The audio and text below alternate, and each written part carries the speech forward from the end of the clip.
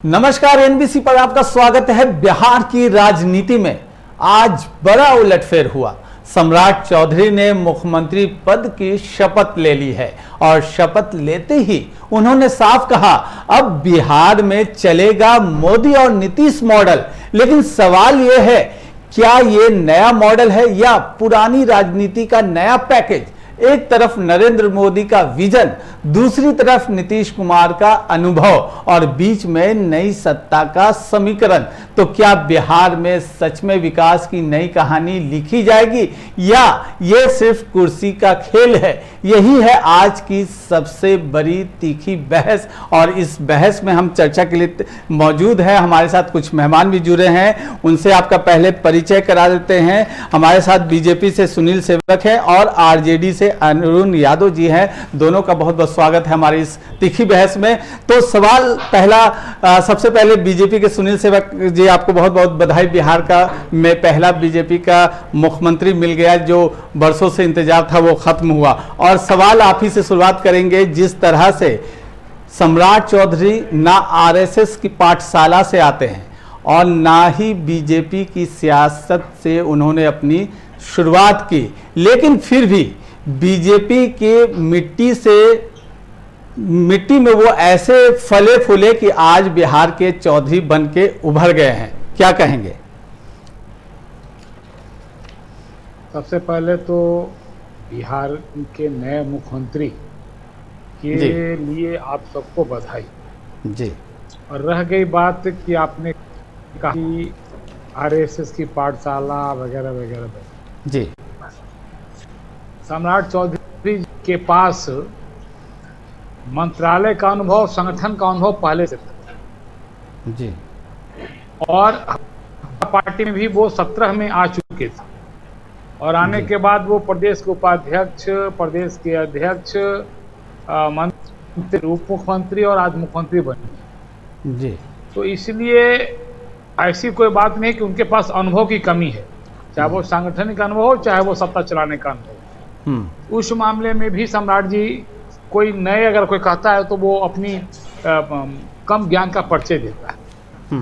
रह गई बात कि क्या होगा, तो आप अभी खुद कह रहे थे कि नीतीश का विजन, नीतीश जी का अनुभव, ये दोनों मिलकर बिहार को जिस तरह से पिछले 20 वर्षों में ऊंचाई पर ममता की बुलंदियों को छुआ है, स्वाभाविक है उसमें सम्राट चौधरी भी एक सहायक होंगे और अपने पूर्व के अनुभव के आधार पर वो बिहार में जो विकास की गति है उसको और आगे बढ़ाने का काम किया। आज उन्होंने भी यही बात कहा है कि बिहार में नीतीश जी का मॉडल और मोदी जी का ही वो चलेगा। तो नीतीश जी का जो विकास का मॉडल है, वो विकास का मॉडल आज के बिहार की आवश्यकता है, बिहारियों के लिए जरूरी है और वो मॉडल के माध्यम से जो बिहार आगे बढ़ रहा है उसको और आगे बढ़ाने का काम सम्राट चौधरी जी की नए नेतृत्व में होगा। चलिए, तो नीतीश जी के मॉडल ही पे नई सरकार भी काम करेगी। अरुण यादव जी, क्या लगता है कि नीतीश कुमार के नहीं रहने के बावजूद भी नीतीश मॉडल काम करेगा या फिर जिस तरह से कहा जा रहा है कि नीतीश युग एक तरह से बिहार में अब खत्म हो गया? देखिए, निश्चित रूप से नीतीश युग को तो सम्राट चौधरी जी ने समाप्त कर दिया। उन्होंने संकल्प भी लिया था कि नीतीश कुमार जी को कुर्सी से हटाकर ही दम लेंगे और आज उनका संकल्प पूरा हुआ। और सबसे पहले हम उनको अपने तरफ से, पार्टी की तरफ से ढेर सारी शुभकामना देना चाहेंगे, क्योंकि आदरणीय लालू प्रसाद यादव जी के पाठशाला के ही स्टूडेंट और आज भारतीय जनता पार्टी में जाकर, इतनी बड़ी पार्टी में जाकर उन्होंने अपने आप को स्थापित करने का काम किया। बिहार के मुख्यमंत्री बनने का उन्हें सौभाग्य प्राप्त हुआ। निश्चित रूप से यह बहुत उनके लिए सुखद दिन है भले बिहार वासियों के लिए हो या ना हो, भारतीय जनता पार्टी के लिए भी ये सुखद आज का दिन है, ऐतिहासिक दिन है, चूंकि लंबे अरसों से भारतीय जनता पार्टी संघर्ष कर रही थी कि भारतीय जनता पार्टी का बिहार में अपना मुख्यमंत्री हो, जो कि नहीं हो पा रहा था। 2025 के बिहार विधानसभा चुनाव में भी आपने देखा कि एनडीए नीतीश कुमार जी के चेहरे को लेकर चुनाव मैदान में गई थी। 25 से 30 फिर से नीतीश का नारा देकर गई थी और उस नारे के साथ उनके चेहरे पर ही एन कैन प्रकारन एनडीए में जनमत हासिल कर नीतीश कुमार जी के नेतृत्व में सरकार बनाई थी। लेकिन जिस बात को हमारे आदरणीय नेता तेजस्वी यादव जी और हमारी पार्टी लगातार कहते आ रही थी कि हर हाल में इस बार माननीय नीतीश कुमार जी को मुख्यमंत्री की कुर्सी पर भारतीय जनता पार्टी नहीं रहने देगी, फिनिश कर देगी। आपने देखा फिनिश कर दिया। अब नीतीश कुमार जी इतिहास हो गए हैं और 1-2 महीना तक आप चर्चा कर सकते हैं, लेकिन अब वो इतिहास हो चुके हैं, इसमें कहीं कोई संदेह नहीं। जहां तक नीतीश मॉडल की बात है, मोदी मॉडल की बात है, ऐसा नहीं, पिछले 2 दशक से बिहार में एनडीए की ही सरकार थी। हाँ, ये कह सकते हैं कि उस सरकार का नेतृत्व नीतीश कुमार जी कर रहे थे और बिहार में कह सकते हैं 11 वर्षों से डबल इंजन की सरकार थी। केंद्र में नरेंद्र मोदी जी के नेतृत्व में एनडीए की सरकार है।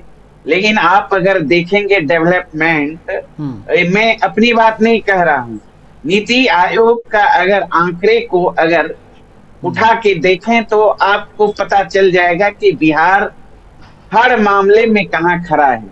चिकित्सा के क्षेत्र में, शिक्षा के क्षेत्र में, प्रत्येक व्यक्ति आय के क्षेत्र में, प्रत्येक व्यक्ति निवेश के क्षेत्र में सबसे अंतिम पायदान पर खड़ा है, पिछड़ा राज्यों के श्रेणी में खड़ा है। हाँ, 1 नंबर कहाँ पे खड़ा है? बेरोजगारी में, भ्रष्टाचार में, पलायन में, अपराध में। ये कहने की जरूरत नहीं है। नीतीश कुमार जी के 20 वर्षों के शासनकाल को अगर देखें, एनसीआरबी का आंकड़ा ही बता रहा है कि 70 से 80 हजार के लमसम हत्या सिर्फ हुआ, 45,000 बलात्कार की घटना, 1 लाख से अधिक अपहरण की घटना, 3 लाख से अधिक जो है छोटी मोटी वारदात, चोरी डकैती की वारदात, अन्य वारदात छोड़ दीजिए। ये स्थिति है। और उसके बाद नई सरकार जो बनी थी, मिशनरी मैनेजमेंट के सहारे आपने देखा सम्राट चौधरी जी के पास गृह विभाग गया, तो आप पिछले 4 महीना का अगर आपराधिक रिकॉर्ड देखें तो कहने की जरूरत नहीं है कि पूरे बिहार में हाहाकार मचा हुआ है, आपराधिक तांडव मचा रखा है, अपराधी खुलेआम आपराधिक घटनाओं को अंजाम दे रहा है। चलिए अरुण जी जवाब ले लेते हैं, भी आप जो बात उठा रहे हैं इसी का जवाब ले लेते हैं। सुनील सेवक जी दे दीजिए जवाब। जिस तरह से कह रहे हैं कि अपराध लगातार, जब डिप्टी सीएम थे, गृह विभाग था, तो लगातार अपराध का ग्राफ 4 महीनों में काफी बढ़ा और पलायन और बेरोजगारी को लेकर कुछ नहीं किया इस सरकार ने। देखिए, इतनी हास्यास्पद बात तो अरुण जी कभी कभी करते हैं। मतलब जिस का गठन ही अपराध भ्रष्टाचार की बुनियाद पर हुआ, उसी बुनियाद की धरातल पर 15 बरस तक शासन करने का मजा भी लिया, और वो आप कथा कर रहे हैं कि अपराध बढ़ गए, भ्रष्टाचार बढ़ गए। भाई, अब और भ्रष्टाचार का रोग अगर किसी के कार्यकाल में पनपा तो उसके सबसे बड़े पुरोधा के रूप में लालू प्रसाद जी का लोग तब तक नाम लेगा जब तक कि इस पृथ्वी पर लोग रहते रहें। अब आ गई बात सरकार की, वर्तमान सरकार की। सरकार का यूएसपी जरूर ये है कि अगर आपराधिक घटना को अंजाम देता है तो उस पे त्वरित कार्रवाई होती है, 24 घंटे के अंदर उनको पकड़ लिया जाता है, उनको सलाखों के अंदर भेज दिया जाता है, और न केवल सलाखों के अंदर भेजा जाता है बल्कि पर जल्द से जल्द कार्रवाई हो, कोर्ट उनको सजा दे। इसके लिए जितने एविडेंस की आवश्यकता होती है उन सारे एविडेंस को, गवाह को भी इकट्ठा करके और अपराधियों को मुकम्मल सजा दिलाने का काम किया जाता है। इस चीज को पूरा बिहार मानता है, क्योंकि इन्हीं सब बातों को लेकर पिछले चुनाव में आरजेडी जनता के पास गई थी, कांग्रेस जनता गई थी। परिणाम क्या आया? जनता ने इनकी बातों को सिरे से खारिज किया और 25 सीट पर रोक दिया। तो अब अरुण जी की कहानी को अगर दोहराएंगे तो वो घिसी पिटी कैसेट वाली स्थिति हो जाएगी। सब चीजों से ऊपर उठने की आवश्यकता है। जो नई सरकार है, जिस तरह से नया कार्य हो रहा है, उसमें आपको सहयोग करने की जरूरत है अरुण जी, न कि फिर वही नुक्ताचीनी करते रहिए जिस नुक्ताचीनी के कारण आप का हश्र 80 से 25 पर हो गया। ठीक है अरुण जी जवाब दे दे। ठीक है, आपने सवाल उठाया कि लगातार अपराध बढ़ रहा है, इस पे सरकार कुछ नहीं कर रही है, आगे भी देखने वाली बात होगी। लेकिन जो आपका दो सवाल आपसे ये, पहला सवाल ये है कि जिस तरह से आपने सवाल उठाया है, अभी मुख्यमंत्री बनते साथ सम्राट चौधरी ने 5 बड़े निर्देश दिए हैं, जिसमें अपराध, भ्रष्टाचार सभी को लेकर त्वरित कार्रवाई करने के लिए और जनता की समस्याओं को तुरंत समाधान करने के लिए जीरो टॉलरेंस की नीति अपनाने के लिए अधिकारियों को निर्देश दिया है। ये सीएम की तरफ से 5 निर्देश आ गए हैं। ऐसे में एक्शन में तो दिख रहे हैं नए मुख्यमंत्री, लेकिन आप जिस तरह से जोड़ तोड़ की राजनीति बताते हैं, सरकार बताते हैं, क्या आपके पास भी कोई विकल्प है? क्या आप इसके आगे कर सकते हैं या फिर आरोप प्रत्यारोप चल रहा है तो हम लगाते रहेंगे? देखिए, जैसा कि आप जिस निर्देश की बात आप कर रहे हैं, ठीक है, माननीय मुख्यमंत्री सम्राट चौधरी जी का जो निर्देश आया है, ठीक है, अच्छी बात है। वो बेहतर काम करने की जो बातें कह रहे हैं, देखेंगे, अभी तो बने ही और उसका मूल्यांकन होगा। इस सरकार को भी हम लोग समय देंगे और हम लोग उम्मीद करते हैं कि एनडीए ने जो प्रोमिस किया था इस बिहार विधानसभा चुनाव में, 1 करोड़ नौकरी की बात कही थी, महिलाओं के खाते में 2 लाख देने की बात कही थी, जिन महिलाओं को 10,000 रुपया सीड मनी दे के वोट लेने का काम किया, प्रत्येक जिला में उद्योग धंधे स्थापित करने की बात कही थी।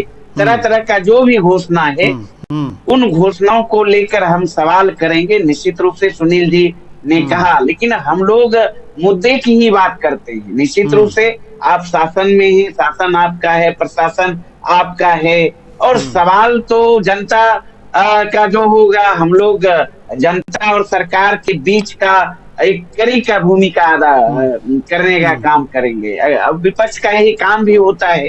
तो हम लोग अभी फिलहाल तो इस सरकार को भी नई सरकार के द्वारा ही नई सरकार बनी है। हम लोगों ने कहा था ना इस बार चुनाव परिणाम के बाद कि हम 3 महीने तक कुछ नहीं कहेंगे, लेकिन 3 महीने के अंदर ही फिर नई सरकार बनाने की बात आई। आपने देखा किस तरीके से, मान लिया जाए, इलेक्टेड सीएम को हटा के सिलेक्टेड सीएम बने हैं, तो फिर इनको भी मौका देंगे ही, मौका देंगे। 2-3 महीने के बाद सारे कार्यों का मूल्यांकन करेंगे, कितना जमीन पर उतरा इनका घोषणा, उसके बाद हम लोग सवाल जवाब करेंगे। लेकिन सुनील जी एक बात जो कह रहे थे कि जनता ने इस चुनाव में आपको सबक सिखाया, नहीं, जनता नीतीश बीजेपी सरकार से त्रस्त थी, त्राहिमाम थी, और बिहार की जनता ने मन बना लिया था कि इस बार तेजस्वी यादव जी के नेतृत्व में पढ़ाई लिखाई, दवाई, कमाई, सिंचाई, सुनवाई वाली सरकार बनाना है। जैसा कि आप लोग भी जानते हैं और आप लोग भी घबराए हुए थे कि इस बार एन कैन प्रकार जनता मूड बना ली है और महागठबंधन की सरकार बनना तय है। तभी तो आपने मिशनरी मैनेजमेंट के सहारे चुनाव जीतने का काम किया। आचार संहिता लागू था, 41,000 करोड़ रुपया आप महिलाओं के बीच बांटने का काम किया, 10-10 हजार रुपया देकर वोट लेने का काम किया। ये कहने की जरूरत नहीं, हमारा विजन था, जो हमारा कंसेप्ट था, सामाजिक सुरक्षा पेंशन योजना के तहत 1500 देने का हम लोगों ने घोषणा किया था। आपने कॉपी किया, 1100 रुपया देने का जो है घोषणा कर दी। हमारा यह घोषणा था, प्रण था तेजस्वी यादव जी का कि हमारी सरकार बनेगी तो 200 यूनिट बिजली हम मुफ्त देने का काम करेंगे। हमारा यह योजना आपने कॉपी करके 250 यूनिट बिजली फ्री देने की बात कर दी। हमारा यह योजना था कि माई बहन ईमान योजना के तहत हम महिलाओं के खाते में 3000 रुपया देने का काम करेंगे। लेकिन आपने इसका नकल करके अब जो है बिहार की जनता की गाड़ी कमाई जो थी खजाने में, उसे निकालकर 41,000 करोड़ बांटने का काम किया, जिसका परिणाम है कि नीतीश बाबू खजाना खाली करके जा रहे हैं। बिहार पर 4 लाख करोड़ का कर्ज है, प्रत्येक बिहारी पर 35,000 का कर्ज है। अभी आप देख लीजिए ना, 10 लाख जो है सरकारी कर्मचारी को पिछले माह का वेतन नहीं मिला है, मंत्री को वेतन नहीं मिला है। यही से जवाब ले लेता हूं अरुण यादव जी, यही से जवाब ले लेता हूं सुनील सेवक जी से। हाँ, सुन लीजिए, आप अपनी बात 10 सेकंड में बात खत्म करेंगे। हाँ। तो हम हमारा जो आग्रह होगा नई सरकार से, उम्मीद है कि भाई अब तो बीजेपी का मुख्यमंत्री हो गया यहाँ, और दिल्ली से ये सरकार चलेगी, रिमोट कंट्रोल दिल्ली में होगा, रबर स्टाम्प के रूप में जो है सम्राट जी काम करेंगे। तो दिल्ली में भी इनकी सरकार है, जो बिहार का खजाना खाली है। अब यह खाली खजाना कैसे भरेंगे, पलायन कैसे रोकेंगे, बेरोजगारी का जो हब बना हुआ है किस रूप में बेरोजगारों को रोजगार देंगे, अब इसकी तो इन्हें चिंता करनी है। ये सारी बातें हैं, उद्योग धंधे स्थापित। ठीक है, जवाब लेते हैं सुनील सेवक जी। दो अहम सवाल इन्होंने कहा है, एक कि जिस तरह से महिलाओं को 10-10 हजार रुपए बांटे गए, उससे सरकारी खजाने पे बोझ बढ़ा, और अब क्या ये योजना जो है नीतीश कुमार के जाने के बाद भी आगे कंटिन्यू रहेगा? जिस तरह से लोगों को आश्वासन दिया गया था, महिलाओं को आश्वासन 10 हजार के बाद 2 लाख तक भी मिलेंगे, तो क्या ये योजना जारी रहेगा? दूसरा सवाल ये कि 4 ही महीने में सरकार जो है बदल गई, मुख्यमंत्री बदल गया, क्या आगे आने वाले समय में यह सरकार ड्यूरेबल है, लंबा चलेगा, या फिर कुछ स्थिति बदल सकती है? देखिए, अरुण जी ने सबसे पहले कहा जी कि हमने इस सरकार को समय दिया। जी, अरे भाई, आप क्या समय दीजिएगा, जो खुद समय का भिखारी है। समय तो हमको जनता दी है 5 साल के लिए, इसलिए आपके समय के कोई हम लोगों को जरूरत नहीं है। अपने समय को अपने पास बचा के रखिए, भविष्य में काम दे। और अरुण जी ने कहा कि मुद्दे की बात, देखिए सुनील जी, अब देखिए, अब अरुण जी सुन लीजिए, आप बोल रहे थे सुनील जी, आप तो मैच्योर नहीं भाई, आप जिस तरीके से विपक्ष के बारे में नहीं, मेरा एक सवाल है, अगर आपको लोकतंत्र में आस्था रहता, नहीं कहने, ठीक है, अरुण जी आप ही का जवाब दे रहे हैं, आप ही का जवाब दे रहे हैं अरुण जी। दिक्कत यही है लोगों के साथ। ठीक है सुनील जी, ठीक है, बोल लीजिए। ठीक है, हाँ, अच्छा, आप यही कहा कि अब कह रहे थे अरुण जी, मुद्दे की बात आरजेडी करती, मुद्दे की बात थी। यही तो बिहार की जनता के लिए सबसे बड़ा सरदर्द कि आरजेडी कभी भी मुद्दे की बात करती ही नहीं, वो हमेशा मुर्दे की बात करती। समझ में नहीं आता है। अभी ये मुद्दे की बात करते तो जनता इतनी बिहार की कम से कम कठोर दिवाली नहीं है कि इनको 25 सीट पर रोक दे। और तीसरी बात ये जो बार बार चीजें हैं कि सिलेक्टेड मुख्यमंत्री, अरुण जी को पता होना चाहिए, तारापुर से विधायक हैं सम्राट चौधरी, इसलिए वो इलेक्टेड हैं। अपनी ज्ञान को थोड़ा वृद्धि कर लीजिए, है ना। विधायक इलेक्टेड हैं, अब आप विधायक हैं, लेकिन सीएम की मैं बात कर रहा हूँ। नहीं देखिए, क्या मैं मुख्यमंत्री की बात, मुख्यमंत्री क्या जनता के बीच आप चुन के गए थे क्या? नीतीश कुमार के नाम पे वोट दिए ना। अरुण जी आपने बात रखी, ठीक है, विधायक की बात कर रहे थे आप, ठीक है। अरुण जी फिरोज बात जी, कर रहे थे, इनको सुनील जी बोल समझाइए लीजिए। कि जनता के बीच वोट किसके नाम पे पहले लिया। चुप तो होंगे ठीक है तब। ठीक है अरुण जी, ना, सम्राट हाँ चौधरी सुनील जी जी को के बोलने नाम पे लीजिए, लिए। ठीक है। अब सुनिए ना। हाँ, हाँ। अब ये कह रहे थे कि 10-10 हजार में जनता, तो क्या कहते हैं जनता को, आप क्या समझ रहे हैं कि जनता 10,000 में भी गई? अरे भाई, आप क्यों मतदाता को इस तरह से आप संबोधित करते हैं बार बार? आप लोगों को ज्ञान नहीं हो रहा है, आंख नहीं खुल रही है। बिहार की जनता बिकाऊ नहीं, बिहार की जनता को व्यक्त करने के लिए 10,000 दिया गया और इसका उनको फायदा मिला और उसके परिणाम स्वरूप उन्होंने वोट देने का काम किया। हमारी बिहार की जनता को आप बार बार, ये मैं शुरू से देख रहा हूं, आप बार बार इसे कहते हैं 10,000 में बिक गई, 10,000 में बिक गई। बिकते आप होंगे, बिके आपके विधायक। अभी आपने देखा ना इस राज्यसभा के चुनाव में क्या स्थिति आपकी हुई है ना। इसलिए बिकने वाली बात आप अपने लिए सीमित रखिए, जनता के ऊपर मत थोपिए, वरना आपका बुरा हासिल करेगी। रह गई बात 20 वर्ष पार होता है, जनता कहता सबको है, पक्ष भी कहता है, भी कहता है, लेकिन जनता किस पे विश्वास करती है, अहम चीज ये है। आप लोगों ने अपनी क्रेडिबिलिटी को खो दिया है, अपने कर्मों से, अपनी बातों से, अपने व्यवहार से। जनता आप ऊपर किसी बात का है, इसीलिए सबसे पहले तो आपको करना पड़ेगा कि अपनी विश्वास को बरकरार तो छोड़ दीजिए, बढ़ाना पड़ेगा। इसलिए इस पर ध्यान दीजिए आप लोग अरुण जी, और तब जाके भविष्य आप लोगों का कुछ सुधरने का होगा।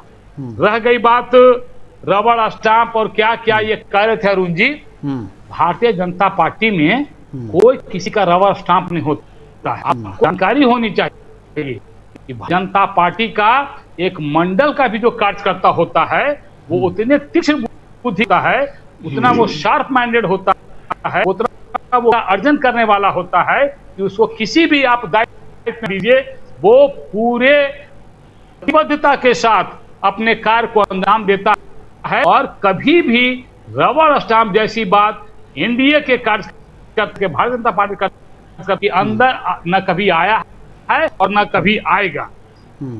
खजाने पर बोझ की आप बात कर रहे थे, देखिए खजाने पर बोझ कब होता है? जब सत्ता में बैठे लोग खजाना को दोनों हाथ से लूटना शुरू करते हैं, तब खजाने पर बोझ आता है। हमारी एनडीए की सरकार में, अब आप बताइए, नीतीश जी 20 वर्ष मुख्यमंत्री थे ना, एक पैसा का दाग क्या कोई लगा सकता है उनके ऊपर? एक का दाग नहीं, न उनके किसी मंत्री के ऊपर लग सकता है। तो हम लोगों ने खजाना में जो पैसा आता है, ईमानदारी से हम जनता के हित के लिए उसके लिए काम करते हैं, अपना नहीं भरते, जनता का करते हैं। इसलिए क्या काम खजाना, मैंने देखिए, चारा चोर चोर आप ही के लिए नारा बना था, हमारे लिए बना था। इसलिए खजाने का बोझ आप लोगों का समय पड़ता होगा, क्योंकि आप लोग दोनों हाथ से लूटते थे। एनडीए की सरकार में खजाने पर कोई बोझ नहीं है। हाँ। जो भी हम पैसा दे रहे हैं, जनता का ही पैसा उनको दे रहे हैं। ठीक है अरुण जी जवाब दे दीजिए। हाँ, देखिए फिरोज जी, अभी सुनील जी बोल रहे थे 92,000 करोड़ का कोई हिसाब किताब नहीं है, कैग ने उजागर किया। ये गड़बड़ झाला है या नहीं है? ये अभी बोल रहे थे नीतीश कुमार जी पर किसी तरह का आरोप नहीं। ये तो अपने प्रधानमंत्री नरेंद्र मोदी जी को भी झूठा साबित कर दिए। नरेंद्र मोदी जी खुद बिहार आके 33 घोटाला का आरोप लगाते हुए कहा, नीतीश कुमार देश के सबसे भ्रष्ट मुख्यमंत्री में से एक हैं। सृजन घोटाला से लेकर बांध घोटाला, कौन कौन सा घोटाला इन्होंने गिरवाने का काम किया। तो ये तो स्थिति है, कहने की जरूरत है। एस्टीमेट घोटाला नहीं हुआ इस बिहार में क्या? को घोटाला नहीं हुआ, पेपर लीक घोटाला नहीं हुआ, बांध घोटाला नहीं हुआ, एस्टीमेट घोटाला नहीं हुआ। ये मैं अपनी बात नहीं कह रहा हूँ फिरोज जी, ये भारतीय जनता पार्टी के नेताओं ने ही आरोप लगाया है। और कोई मतलब जो है बूथ लेवल का नेता नहीं, देश के प्रधानमंत्री नरेंद्र मोदी जी ने। तो ये बहुत सारी बातें हैं, मैं उस पर नहीं जाना चाहूंगा। और ये कह रहे थे जनता ने तो इस स्थिति में भी 1,92,00,000 वोट देने का काम किया तेजस्वी यादव जी को। और आपको कहां जनता ने स्वीकार किया? कभी बीजेपी आए मैदान में ना कि मुख्यमंत्री का या मेरा चेहरा होगा वोट मांगने के लिए। बिहार की जनता ने कभी भी भारतीय जनता पार्टी के विचारधारा को स्वीकार नहीं करने का काम किया। तभी तो सिलेक्टेड सीएम बनाने का इन्होंने काम किया। नीतीश बाबू को फंसा के जाल में कौन सा धमकी, कौन सा थ्रेट इन्होंने देने का काम किया, या नीतीश जी का कौन सा फाइल है उनके पास कर्मों का, कुकर्मों का, पाप का, उसी आप ही बता दीजिए ना। हम क्या मैंने तो बताया तो नरेंद्र मोदी जी जो आके बोले थे 33 घोटाला का, देख लीजिए ना कौन कौन सा घोटाला का आरोप लगाए थे।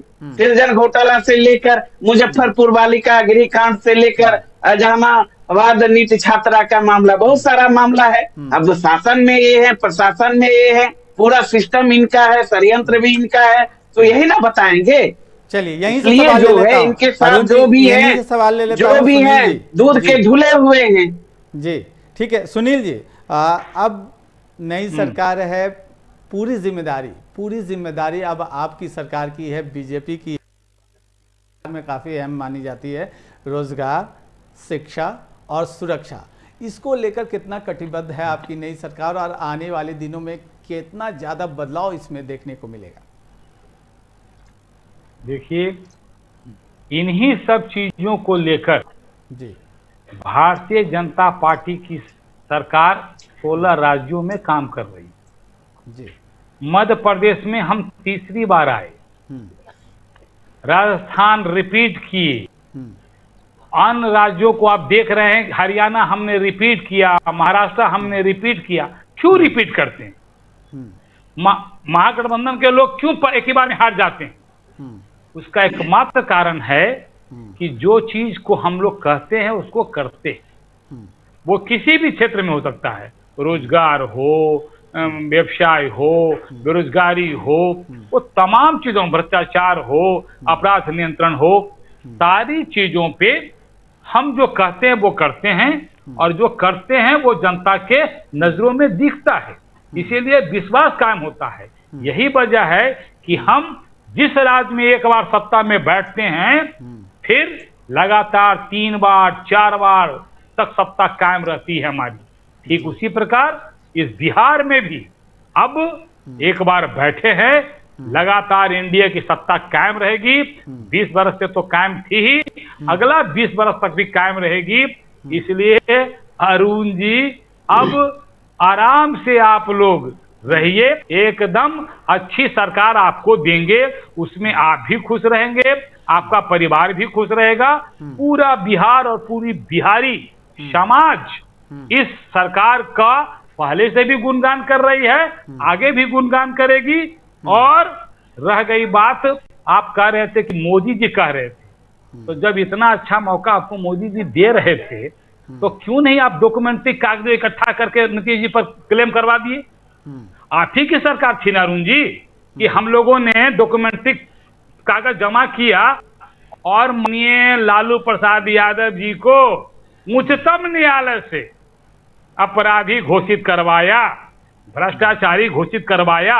तो जब मोदी जी आप लोगों को मौका दिए, बता रहे थे कि नीतीश जी ये सब कर रहे हैं, तो मतलब आप लोगों को लग जाना चाहिए था, कागज पत्र इकट्ठा करना चाहिए था और नीतीश जी पर उछलना चाहिए था। तो मौके का भी आप लोग फायदा नहीं उठा पाते हैं, तो क्या आप लोग कीजिएगा? ठीक है, आ रहा हूं अरुण जी, क्षेत्र में काम कीजिएगा, मौका मिलेगा तो आप कागज पत्र काम कीजिएगा नहीं, तो खाली टीवी पर बैठ के ऐसे ही बोल देने से नहीं होता है। जनता में ऐसा आप नहीं पैठ बना पाइएगा, कुछ कीजिए। हम लोगों ने किया, आपके मुखिया को भ्रष्टाचारी घोषित करवाया, और तब जाकर जनता हम लोगों को 2005 में सरकार बनाने का मौका दी। और आप लोग ऐसे ही सोचाते हैं कि बस घर में ही बैठ के पुआ खा खा के सरकार बना ले, नहीं संभव है। आज कुछ कीजिए तब मिलेगा, कर्मों का फल मिलता है, बातों का फल नहीं मिलता है। वक्त की कमी है, आखिरी क्लोजिंग कमेंट लूंगा दोनों से। अरुण जी, जिस तरह से इतिहास रहा पिछले 10 सालों में, 2015 के बाद, क्या लगता है पहली बार ड्राइविंग सीट पर बीजेपी बैठी है, ये गठबंधन की सरकार लॉन्ग लास्टिंग जाएगी जिस तरह से? दूसरी बात ये है कि जिस तरह से सुनील जी ने भी कहा कि अगर भ्रष्टाचार के आरोप है तो सामने आइए, विपक्ष अपना रोल निभाए और उस सबूत पेश करे ताकि सरकार बैकफुट पे आए। फिरोज जी, आपको नहीं पता, पूरा देश को पता है जी। सारे जितने मिशनरी हैं इनके गिरफ्त में है। तोता की तरह काम करता है, ईडी से लेकर सीबीआई तक, छिपा हुआ है किसी से। भाई और इसके साथ चले जाइए, राजा हरिश्चंद्र हो जाइए। यही लोग थे ना, अजीत पवार जी को क्या कहते थे, सरकार बनेगी तो चक्की पीसिंग पीसिंग पीसिंग। और उनके साथ चले गए हेमंत विश्वा शर्मा, तो भ्रष्टाचार का ही तेजस्वी लोग जी को आरोप भेज लगाते देते तो थे हम लोग उनको और साफ गले कर लगा देते। दिए। तेजस्वी सुन जी को लीजिए ना, भेज देते, हम लोग अरे उनको सुनिए पास ना, साफ कर हम देते। लोग लड़ने वाले में से हैं, हम लोग लड़ने वाले में से हैं, हम लोग समझौता करने वाले में से नहीं है, समझौतावादी नहीं है। और आप लोग एन कैन प्रकारन सत्ता की राजनीति करने वाले हैं, मिशनरी मैनेजमेंट के सहारे धमका कर विपक्षियों को डरा कर मैदान में आकर कहाँ आप आमने सामने की लड़ाई लड़ते हैं? लाठी क्यों में नहीं ये तेल आप मुख्यमंत्री लोग बना पिलाते लिए? थे, अब सुनिए हम ना कहते हम हैं। सुनील जी, सुनील जी आप बताइए लाठी ना, में तेल पिला अरे के कौन धमका के धमकाता तो था? मुख्यमंत्री का पद आप ले लिए, मुख्यमंत्री का पद ले लिए, देखिए, धमका के वोट लिए उनके नाम पर। अरुण जी हाँ, 2 कितने दशक में हिम्मत नहीं सरकार जुटाई, चलेगी? अकेले दम पर हम चुनाव अरुण जी लड़े। ठीक है, धमका के जी, ले लिया, 5 साल जी। चलेगी सरकार, देख रहे हैं आगे गठबंधन चलेगा, 5 साल तक चलेगी सरकार। धमका के आप देखिए, बोल रहे हैं ले लिए। जनता में आक्रोश है, चूंकि जनता के साथ भाजपा ने विश्वासघात करने का काम किया है। हाँ। जनता का समर्थन और विश्वास इस मुख्यमंत्री को प्राप्त नहीं है, इसलिए देखिए क्या होता है। अभी तो मुख्यमंत्री बने हैं, अभी कुछ कहना हड़बड़ी होगी। ठीक है, अब क्लोजिंग देखिए क्या करते हैं, क्लोजिंग जो कमेंट वादा पहले किया अरुण है वो यादव जी, निभाना होगा, आपका ले लिया। नहीं सुनील तो सेवक जाना जी, ही होगा। 5 साल पूरा करने जा रहे हैं, बीजेपी और जेडीयू में सब कुछ ठीक रहेगा या इतिहास दोहरा भी सकती है जिस तरह से विपक्ष कह रहा है? नहीं, हम तो कह तो रहे हैं कि भारतीय जनता पार्टी जिस भी राज्य में अपना मुख्यमंत्री बनाती है जी। तो 3 टर्म तो कम से कम हम लोग रहते हैं। तो अरुण जी के लिए बताते हैं कि कम से कम हम लोग 4-5 तक जा सकते हैं भाई। इतना बढ़िया एक मुश्त एनडीए गठबंधन है, एक साथ है, कहीं कोई हिलने डुलने का कोई चांस नहीं। इस बार कोई चांस नहीं है अरुण जी कोई चांस नहीं है। ये तो 400 पार का दावा करते थे और उसके बाद नीतीश बाबू नायडू के सहारे केंद्र में सरकार चल रही थी। ये तो उल्टे, इनके कथनी करनी में तो बहुत बड़ा फर्क है। लंबा चौड़ा प्रवचन परिवारवाद पर देंगे, भ्रष्टाचार पे देंगे, लेकिन भ्रष्टाचारियों को गले लगाएंगे, परिवारवादी पार्टियों के सहारे सरकार चलाएंगे। एक सवाल, एक छोटा सा, क्योंकि समय भी नहीं है, क्योंकि चर्चा यहाँ तक आ गई तो मैं सोच रहा हूँ तेजस्वी यादव ने नीतीश कुमार जी के लिए बहुत सॉफ्ट नजर आए इधर 3-4 दिनों में, आज संवेदना व्यक्त की है। क्या नहीं अगर नीतीश कुमार की वापसी हो सकती ऐसा है? सॉफ्ट, अरे बिल्कुल नहीं। वो तो मान लिया, जो उन्होंने जिस तरीके से समाजवाद को, धर्मनिरपेक्षता को, सामाजिक न्याय को भाजपा और संघ के चरणों में समर्पित किया है, इतिहास के पन्ने में जो है काले अक्षरों में लिखा जाएगा, कहने की जरूरत नहीं। और भारतीय जनता पार्टी सहज महसूस को मौका करेंगे मिला नीतीश है। कुमार, तो दरवाजे खुले हैं आरजेडी के। अब रहे बेचारे का, हमने तो कहा था कि फिनिश भाजपा कर देगी तो कर दिया। आप लोगों को तो विश्वास होता नहीं था चुनाव के पहले जब हम लोग बोलते थे। दरवाजे खुले हुए हैं ना। अब नीतीश कुमार हैं कहाँ भाई? अब रहे, अब तो भाई, अब तो फिनिश, कहानी खत्म हो गया। जेडीयू का अब तो भारतीय जनता पार्टी का प्रकोष्ठ के रूप में जेडीयू काम कर रही है। अब उस भाई का अभी जय जयकार है, इसमें कहीं कोई दिक्कत नहीं है। फिर आने वाले समय में हम लोग मूल्यांकन करेंगे इनके कार्यों का। फिर सुनील सेवक जी, अरुण यादव जी, दोनों का बहुत बहुत धन्यवाद, आप हमारी इस चर्चा में जुड़े। तो जिस तरह से बीजेपी का 20 सालों का जो सपना था वो पूरा हुआ है, बीजेपी का मुख्यमंत्री सम्राट चौधरी बने हैं और लगातार जो विकास के राह पर राज्य को ले जाने की बात कही जा रही है। हालांकि विपक्ष इस पर सवाल भी उठा रहे हैं, लेकिन आने वाले कुछ महीने, कुछ साल काफ़ी अहम होंगे कि बीजेपी के नेतृत्व में बिहार किस ओर आगे बढ़ता है, क्योंकि डबल इंजन की सरकार दिल्ली में भी और बिहार में भी। अब बिहार कौन सा रफ्तार पकड़ता है, देखने वाली बात होगी। फिलहाल आज के तीखी बहस में इतना ही। आप बने रहिए NBC 24 न्यूज़ के साथ। मुझे दीजिए इजाज़त, नमस्कार।